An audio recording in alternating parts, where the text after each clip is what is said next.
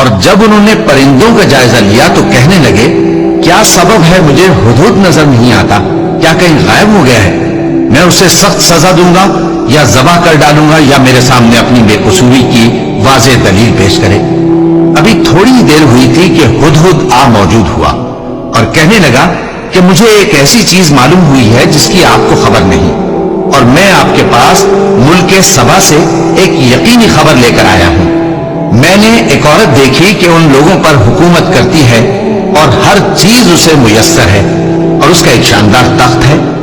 میں نے دیکھا کہ وہ اور اس کی قوم اللہ کو چھوڑ کر آفتاب کو سجدہ کرتی ہیں، اور شیطان نے ان کے اعمال انہیں آراستہ کر دکھائے ہیں اور ان کو رستے سے روک رکھا ہے، بس وہ رستے پر نہیں آتے اور نہیں سمجھتے ہیں کہ اللہ کو جو آسمانوں اور زمین میں چھپی چیزوں کو ظاہر کر دیتا اور تمہارے پوشیدہ اور ظاہر اعمال کو جانتا ہے، کیوں سجدہ نہ کریں؟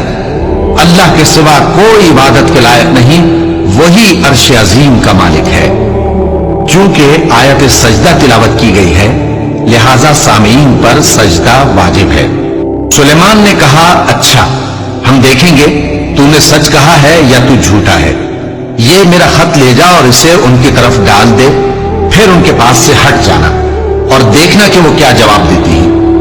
ملکہ نے کہا کہ دربار والوں، مجھ تک ایک نامہ گرامی پہنچایا گیا ہے، وہ سلیمان کی طرف سے ہے اور مضمون یہ ہے کہ شروع اللہ کا نام لے کر جو بڑا مہربان نہایت رحم والا ہے، بعد اس کے یہ کہ مجھ سے سرکشی نہ کرو اور مطیع و فرمانبردار ہو کر میرے پاس چلے آؤ۔ خط سنا کر کہنے لگی کہ اے اہل دربار، میرے اس معاملے میں مجھے مشورہ دو، جب تک کہ تم حاضر نہ ہو اور صلاح نہ دو میں کسی کام کا فیصلہ نہیں کیا کرتی۔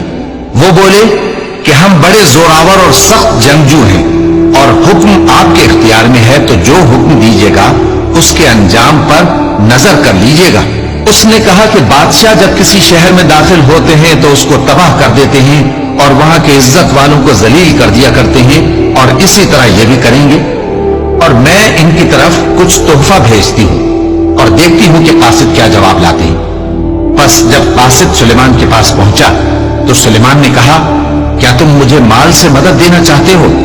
سو جو کچھ اللہ نے مجھے عطا فرمایا ہے وہ اس سے کہیں بہتر ہے جو تمہیں دیا ہے۔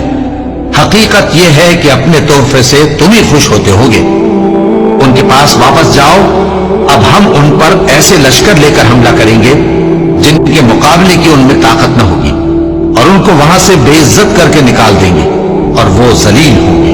سلیمان نے کہا کہ اے دربار والو، کوئی تم میں ایسا ہے کہ قبل اس کے کہ وہ